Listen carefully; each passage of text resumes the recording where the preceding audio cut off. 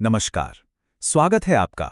आज हम भारतीय साक्ष्य अधिनियम 2023 की एक बहुत ही महत्वपूर्ण धारा पर बात करने वाले हैं। धारा 4। इसका विषय क्या है? इसका विषय है एक ही समव्यवहार के भाग होने वाले तथ्यों की सुसंगति। अब कानून की दुनिया में इसे एक खास नाम से जाना जाता है, रेस जेस्टेका सिद्धांत। चलिए आज इसे बिल्कुल आसान भाषा में समझते हैं। सबसे पहले एक जरूरी बात, ये वीडियो कानून की किताब YouTube चैनल के लिए बनाया गया है।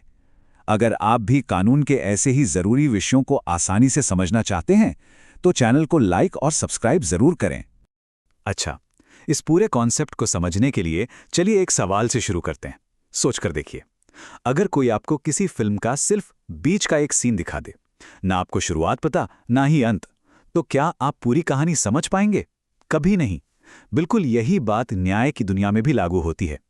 कोई भी एक अकेला फैक्ट बिना आगे पीछे के कॉन्टेक्स्ट के बिल्कुल अधूरा होता है, मतलब उसका कोई मतलब ही नहीं।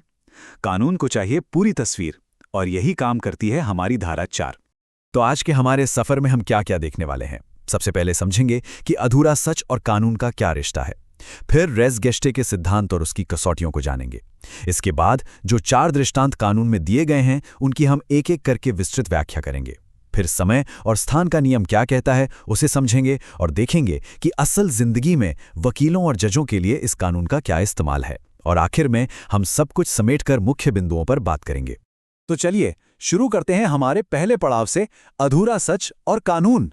सवाल यह है कि आखिर कोर्ट को पूरी पिक्चर देखने की जरूरत ही क्यों पड़ती है? देखिए, जब भी कोई केस अदालत में आता है ना, तो कई फैक्ट्स ऐसे होते हैं जो सीधे सीधे मेन मुद्दे का हिस्सा नहीं होते, पर उनके बिना पूरी कहानी समझ नहीं आती। भारतीय साक्ष्य अधिनियम की धारा 4 बस इसी पहेली को सुलझाती है। ये साफ कहती है कि किसी घटना के साथ जुड़ी हर एक कड़ी, चाहे वो छोटी हो या बड़ी, अदालत के लिए बहुत महत्वपूर्ण है। अब इस पूरी धारा में एक शब्द है जो सबसे ज्यादा जरूरी है, वो है समव्यवहार, या अंग्रेजी में कहें तो ट्रांजैक्शन। कानूनी भाषा में इसका सीधा सा मतलब है घटनाओं, कामों, बातों और हालात का एक ऐसा ग्रुप जो किसी एक ही मकसद से जुड़ा हो। इसी को समझने के लिए एक लैटिन टर्म है रेस जेस्टे। इसका मतलब है वो बातें जो हुईं या वो काम जो किए गए, मतलब घटना से जुड़ी हर बात, हर एक्शन। जैसे मान लीजिए एक डकैती हुई, उसमें धमकी दी गई, फिर मारपीट हुई, फिर सामान लूटा गया और फिर चोर भाग गए। ये सारे काम अलग अलग हैं, लेकिन है तो एक ही कहानी का हिस्सा है ना। बस इसी को हम कहते हैं एक ही समव्यवहार। अच्छा, तो अब सवाल ये उठता है कि कोर्ट कैसे तय करेगा कि कौन सा फैक्ट उसी ट्रांजैक्शन का हिस्सा है और कौन सा नहीं? इसके लिए क्या कोई नियम है? जी हाँ, बिल्कुल है। कानून ने इसके लिए कुछ टेस्ट्स, कुछ कसौटियां तय की हैं जिनसे इन फैक्ट्स के कनेक्शन को परखा जाता है। ये हैं वो 3 कानूनी कसौटियां।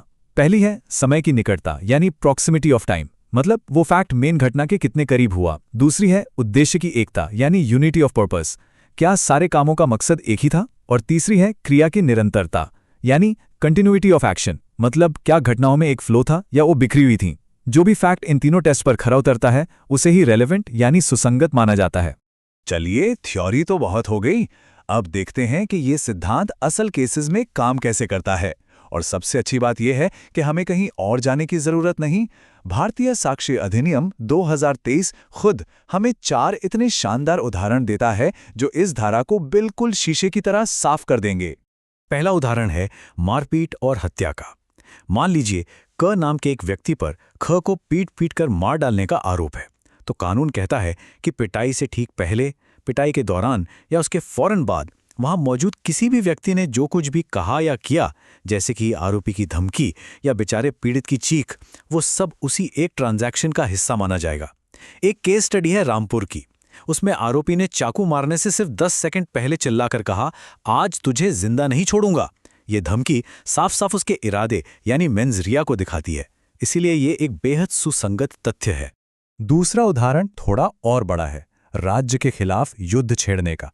सोचिए, किसी पर एक सशस्त्र विद्रोह में शामिल होने का आरोप है। इस विद्रोह में अलग अलग शहरों में सरकारी संपत्ति जलाई गई, पुलिस पर हमले हुए।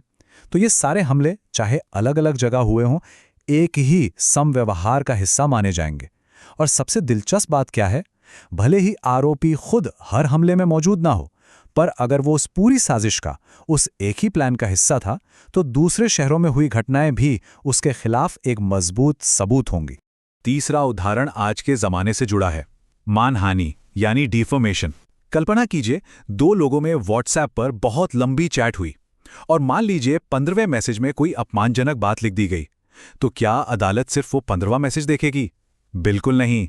धारा 4 कहती है कि पूरी की पूरी बातचीत, मतलब पहला मैसेज से लेकर आखिरी मैसेज तक, सब कुछ सुसंगत है, सब कुछ रेलेवेंट है। क्यों? क्योंकि कॉन्टेक्स्ट के बिना सच का पता ही नहीं चल सकता। पहले के मैसेज पढ़कर ही तो पता चलेगा कि झगड़ा शुरू कहां से हुआ और क्या सच में अपमान करने का कोई इरादा था भी या नहीं। और हमारा चौथा और आखिरी उदाहरण है माल की सप्लाई चेन से जुड़ा हुआ। मान लीजिए किसी ने ऑनलाइन एक मोबाइल ऑर्डर किया और कंपनी कहती है कि हमने भेज दिया, पर ग्राहक कहता है कि मुझे मिला ही नहीं। अब विवाद यह है कि माल पहुंचा या नहीं। तो ऐसे में पूरी डिलीवरी चेन की हर एक कड़ी एक रेलेवेंट फैक्ट बन जाती है। मतलब गोदाम से मोबाइल कब निकला, उसे किस ट्रांसपोर्टर को दिया गया, वो डिस्ट्रीब्यूशन सेंटर कब पहुंचा और किस डिलीवरी बॉय ने उसे उठाया।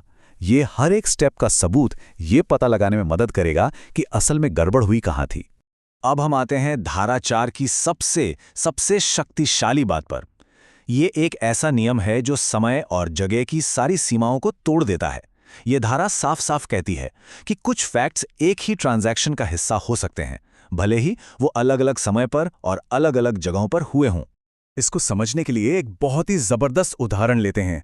मान लीजिए कुछ लोगों ने जनवरी के महीने में मुंबई में बैठकर दिल्ली में किसी की हत्या की साजिश रची और फिर मार्च के महीने में दिल्ली में उस हत्या को अंजाम दिया गया। अब यहां देखिए, घटनाओं के बीच महीनों का फासला है और हजारों किलोमीटर्स की दूरी है, लेकिन फिर भी कानून की नज़र में मुंबई में हुई वो मीटिंग और दिल्ली में हुई वो हत्या दोनों एक ही समव्यवहार का हिस्सा हैं। क्यों? क्योंकि दोनों का मकसद एक ही था। ये दिखाता है कि कानून घटनाओं को उनकी प्लानिंग से जोड़ता है, ना कि सिर्फ उनकी लोकेशन से। इस नियम की प्रैक्टिकल इंपॉर्टेंस बहुत ज्यादा है, खासकर आज के जमाने के कॉम्प्लेक्स क्राइम में। सोचिए, organised crime, terrorism, cyber fraud या बड़े बड़े इकोनॉमिक स्कैम्स, ये सब एक जगह या एक मिनट में तो होते नहीं। ये तो कई शहरों, कई देशों और महीनों सालों तक फैले होते हैं। ये नियम हमारी जांच एजेंसियों को ताकत देता है कि वो ऐसे अपराधों की पूरी चेन को जोड़ सकें और उसे अदालत में साबित कर सकें। तो हमने सिद्धांत तो समझ लिया, अब देखते हैं कि असल कोर्टरूम में ये कानून काम कैसे आता है। एक इन्वेस्टिगेशन ऑफिसर से लेकर वकीलों और जजों तक हर कोई इस धारा का इस्तेमाल करता है ताकि न्याय हो सके। देखिए, एक इन्वेस्टिगेशन ऑफिसर यानी आईओ के लिए धारा 4 एक गाइडबुक की तरह है।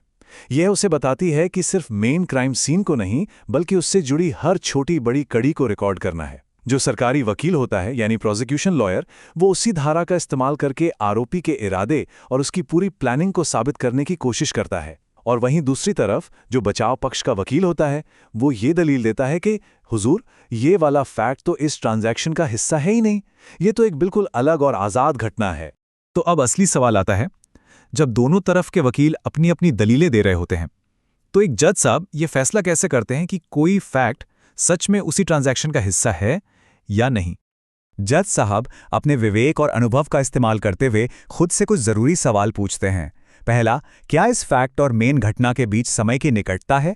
दूसरा, क्या दोनों का मकसद एक ही है? तीसरा, और यह बहुत जरूरी है, क्या इस फैक्ट के बिना मेन घटना की कहानी अधूरी या कंफ्यूजिंग लगेगी? और चौथा, क्या ये एक बिल्कुल अलग इंडिपेंडेंट घटना तो नहीं? अगर कोई फैक्ट इन सवालों के जवाब नहीं दे पाता तो उसे असंगत यानी इरेलेवेंट मान लिया जाता है और सबूत के तौर पर इस्तेमाल नहीं किया जाता। चलिए, तो अब हम अपनी इस चर्चा के आखिर में आ गए हैं। अब समय है धारा 4 के पूरे सार को, उसकी आत्मा को समझने का। ये वो जगह है जहां सिर्फ एक फैक्ट नहीं, बल्कि पूरा का पूरा ट्रांजैक्शन खुद बोलता है। देखिए, धारा 4 सिर्फ एक सूखा कानूनी नियम नहीं है, ये जीवन की एक बहुत बड़ी सच्चाई को मानती है कि हमारी जिंदगी में कोई भी घटना अकेली नहीं होती, हर घटना की जड़ें दूसरी घटनाओं से जुड़ी होती हैं। ये धारा कोर्ट को वो ताकत देती है जिससे वो टूटे फूटे टुकड़ों को नहीं, बल्कि पूरी सच्चाई को एक साथ देख सके और उसी के आधार पर इंसाफ कर सके। और आखिर में बस यही कहूंगा कि सच्चा न्याय तभी हो सकता है जहां केवल एक तथ्य नहीं, पूरा समव्यवहार बोलता है। यही धारा 4 की असली आत्मा है और यही हमारे न्याय सिस्टम का सबसे बड़ा मकसद भी। ये वीडियो कानून की किताब YouTube चैनल के लिए बनाया गया था। उम्मीद है आपको ये जानकारी बहुत काम की लगी होगी। अगर हाँ, तो इस वीडियो को लाइक करें, अपने दोस्तों के साथ शेयर करें और ऐसे ही और वीडियोस के लिए चैनल को सब्सक्राइब करना बिल्कुल ना भूलें। बहुत बहुत धन्यवाद।